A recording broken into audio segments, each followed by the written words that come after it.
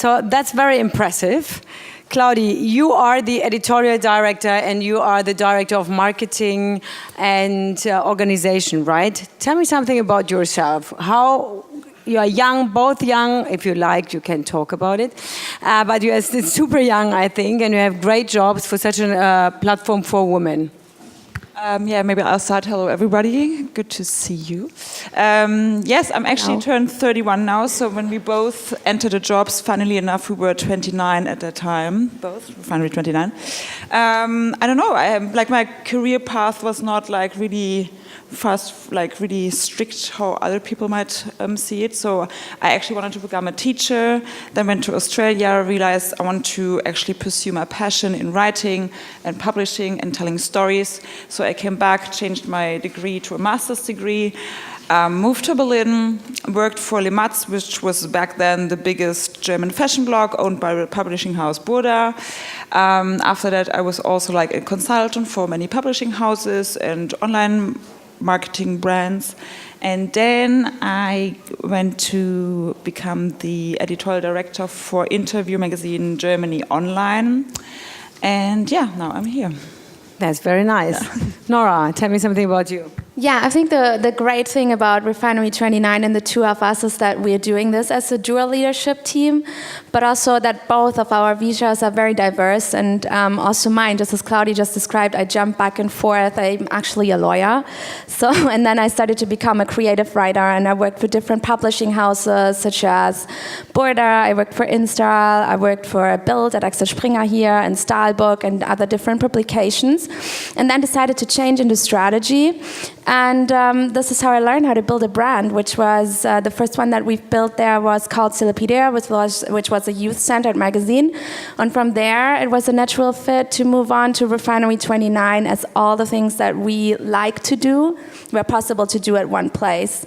And I think this is also really what our mission is there, is to empower women that are as diverse as we are, as diverse as our vitas, because that's just how it is these days. Very good. How do you connect? You are talking to brands, to fashion brands, to cosmetic brands. Beauty is a big thing at Refinery29. How do you talk to brands and how do you develop their stories to reach your clients or actually your users?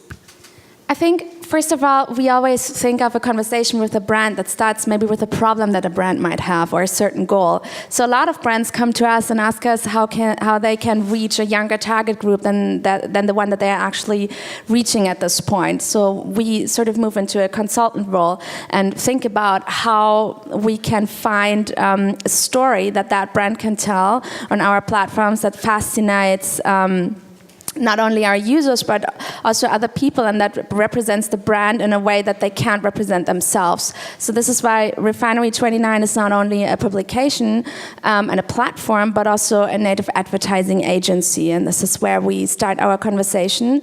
Every brand that we talk to, we treat differently, gets an individual case, we think about it creatively, and make sure that it really is a great story and a great result.